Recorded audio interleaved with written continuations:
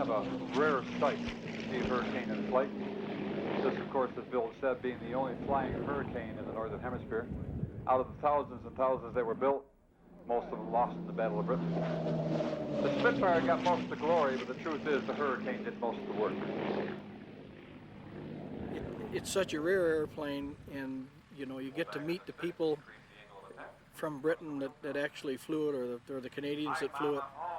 And there's times that you'll get talking to some of those folks, and I can think back of several occasions. One where a chap climbed in the airplane and started to cry.